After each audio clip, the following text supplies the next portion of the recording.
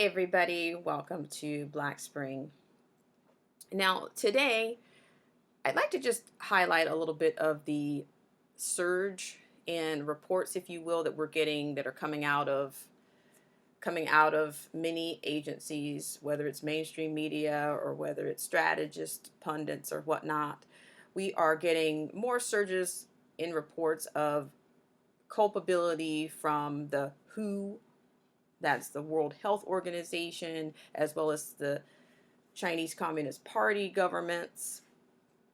And we're getting many more surges in those reports and things that are supporting evidence in culpability during the pandemic. And that also brings me to the topic of who's who, which I entitled this segment. Well, the problem here is that we cannot seem here in the States, we cannot seem we cannot seem to not only expose threats or identify compromised roots, if you will, in our government.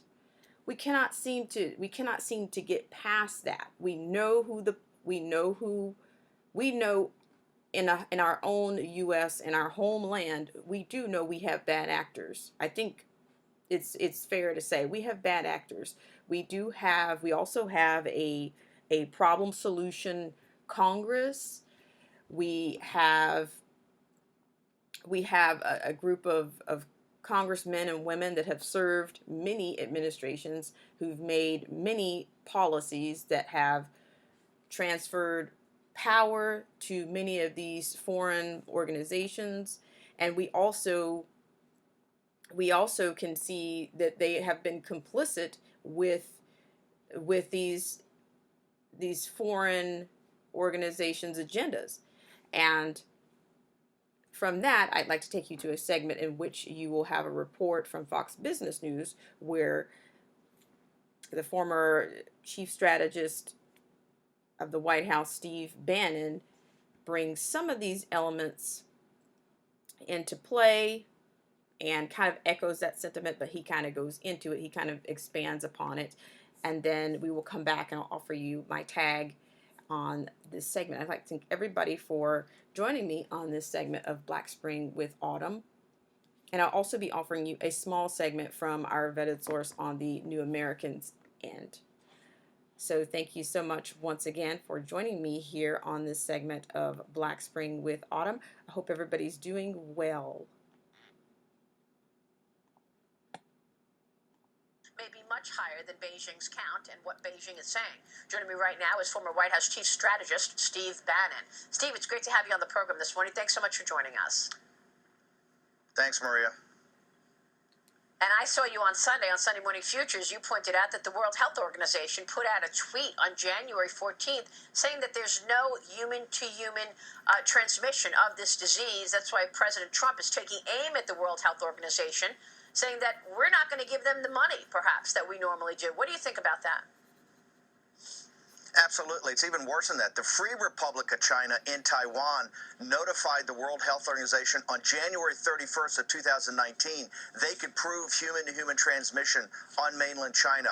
And the World Health Organization looked the other way and believed the Chinese Communist Party. President Trump's 100% right to go after the World Health Organization. That's really been a front organization for the Chinese Communist Party in this entire endeavor. However, that's got to be dealt with. But the Chinese Communist Party and their culpability in this is really what has to be addressed.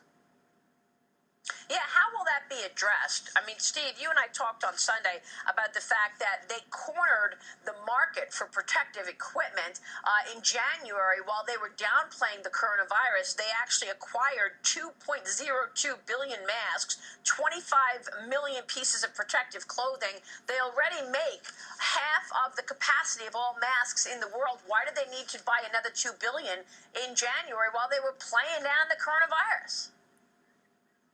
Not just playing it, they were lying to people about the human-to-human transmission. They knew they had it. They vacuumed up all the PPE, protective equipment, in Europe, the United States, and Brazil. So later on, they could use it as a strategic advantage to give back to countries to kind of bleed it out like they did with Governor Cuomo.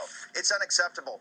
This will be proven, and this shows you it's premeditated murder of those doctors and nurses from Italy to South Africa to the United States that died in service to their fellow citizens in their country. The blood is on the hands of the Chinese Communist Party. Yeah, here's what the president said last night to Sean Hannity about the World Health Organization. I want to get your take. Watch.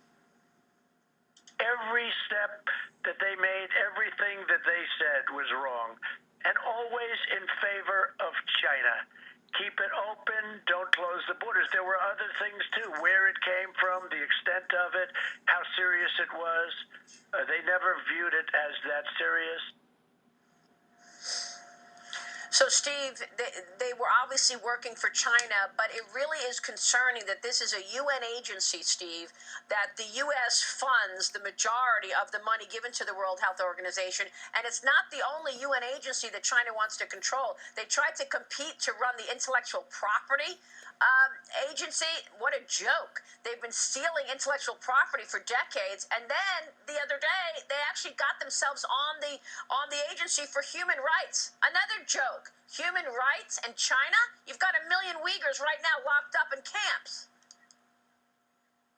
Not just the Uyghurs. Look what happened to the people in Wuhan because they lied to everybody about the human-to-human transmission. Look, in Geneva, they're trying to control or do control all of these UN operations. That's what President Trump's absolutely correct to expose this and go after it and make sure that it's taken care of. However, we can't take our eye off the ball. Remember, one of the most powerful things President Trump did was stop flights from China to come into the United States in late January. At that time, the Chinese Communist Party had limited, they had locked down internally Hubei province, but you could still fly from China to everywhere in the world, including Italy and Spain. The Chinese Communist Party knew about human-to-human transmission in December. All of this could have been stopped. The city of Wuhan and the decent, hardworking Chinese citizens did not have to be destroyed. Hubei province did not have to be destroyed. Italy, Spain, South Africa, the United States. All of this is at the doorsteps of the Chinese Communist Party. They are the Chinese people, the biggest victims. This is a murderous group of gangsters, and they've got to be held accountable by the world. Which is why I believe this upcoming election in November will be largely about China, as well as the president's leadership for the coronavirus. But people want to know that you've got somebody in charge who's going to keep China accountable. We've been talking about this now for years. Devin Nunes doing an investigation into China over the last 3 years that I've been focused on Sunday Morning Futures, where China has been putting military bases across the world. They've been stealing intellectual property. They've been tracking their citizens. They, and they're trying to track the world. Look, that's very important, and I think we both know who has been spot on this, and that is Peter Navarro in the White House. I want to get your take on this memo, 2 memos that Peter sent. Look, I agree that Peter Navarro has been spot on. I have him on all my shows all the time as a result of that, but it's a competing vision within the White House, isn't it, Steve? Well, no, I think President Trump, look, let's go back there. Peter Navarro and really Pottinger, it was the China hands that knew about the scale of this. This is why you asked the question in Davos. You started following this in Davos in mid-January, as we did. People that know China understood the scale of this, and Peter Navarro's memo. But the key thing of that is the actions President Trump took. Remember, he stopped travel in from China when China wasn't stopping it for the world. He also quarantined people. That's what people forget. First time, I think, in 50 or 60 years, he stood up this task force in the White House. He also changed the requirements in nursing homes, knowing that that was going to be an affected area. And the last thing he did was to tell CDC, hey, you've got the testing, stand it up and let's get the mass testing. The China hands in the White House, Pottinger and Navarro, had this right. If you read those memos, they're prophetic about what was going to happen. Now, the president didn't see them, but his natural instincts were to take charge and to get on top of this thing right away. And you're absolutely 100% correct.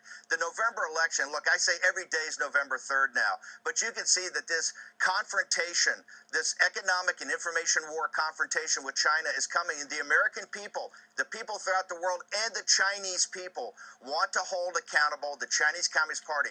What did they know? When did they know it? And what actions did they take in December, mid-December of 2019? If they had done what a legitimate government would have done, which is get on top of this and not let it become their biological Chernobyl, all of the suffering, all of the economic destruction, all the destruction of pension funds, all the unemployment, all the death would have been avoided. Yeah, well, the other thing that Peter Navarro has been working on is getting the supply chain back to America.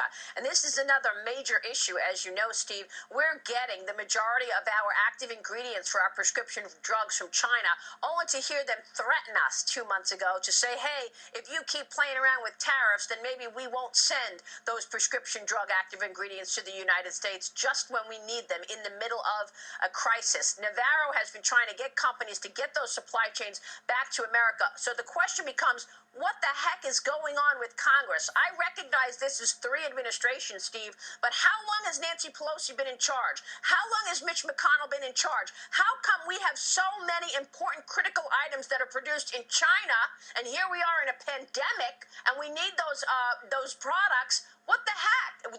We're just waking up to this now?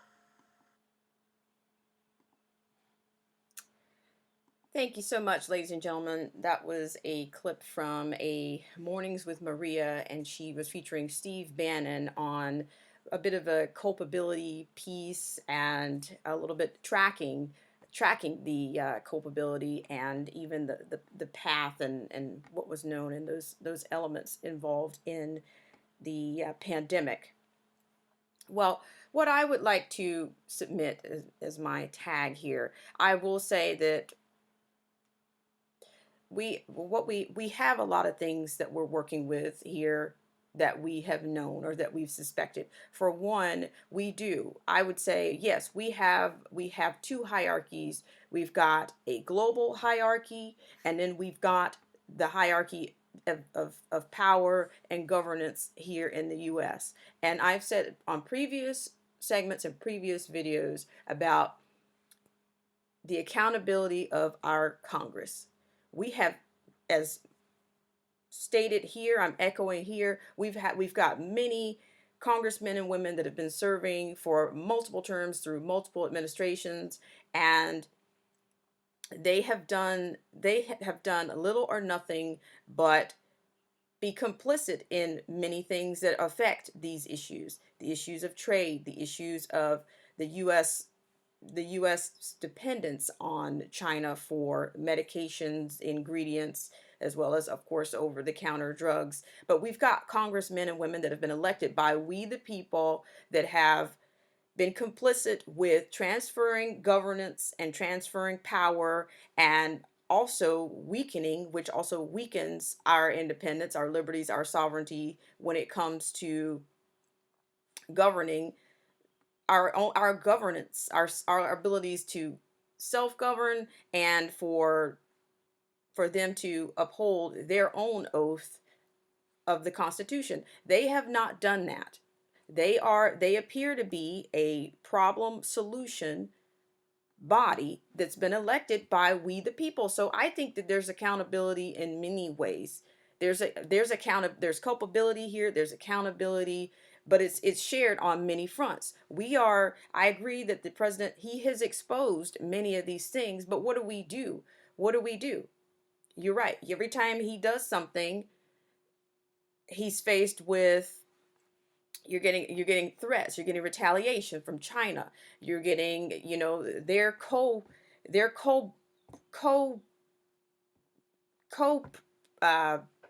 providers or co-workers in this matter of India. You've got resistance, even on this hydrochloroquine drug. You've got all these foreign entanglements, and we've got a huge government, a huge Congress with a 34% rate at upholding their own oath to the Constitution. We could break it down. We can go even to a lower level. We can go to their states. We can go to their own constituents, and they have, Speaker Pelosi has an 18% constitutional voting record. And overall, the Congress has a 34% constitutional voting record. So does it appear to the American people that making us dependent on foreign nations seems to be a concern of theirs. So that brings me to the title of this segment. Who's who? Who's who? Who's working for who? The WHO is the World Health Organization. And guess who that's parented by? That's parented by the United Nations. Another international organization that the US has been funding and bloating. We've been paying more than 20% of the dues. We've been paying more than that. Many of the nation states haven't paid anything. The president has called them out on their derelict behavior and their derelict financial responsibility to the UN, and he managed to get them to pay more for NATO in terms of defense. But the UN, like, and why are we deferring to, why are we trusting the UN and their group, the WHO organization? And it also comes back to the homeland. Why are we, it seems like our Congress, why are we putting so much faith and so much stow in them based on their loyalty to the law of our lands and to our sovereignty? Why are we putting that much stock and that much stow on them? So you're right. What does accountability mean? What does that look like? To me, it's a shared accountability. And how do we make them more accountable on the way to November 3rd? It's an issue in which I think it's a bit out of control, and I don't know. I'd love to know what you think, as always, in the comments, or you can unlike. If you were interested in keeping up with more things that are going on here on Black Spring, you can hit that bell for notifications, for more videos, more discussions, more panels, and maybe even some ground footage once we reach a level of social distancing lifting. We can, of course, you'll be able to discover that here on Black Spring. But what do you think? Where do we go beyond exposés? Where do we go with accountability? What does that look like from where we're sitting right now? In America, where we're sitting right now, what does that look like? And as usual, I'd like to thank everybody for joining me on this segment of Black Spring with Autumn.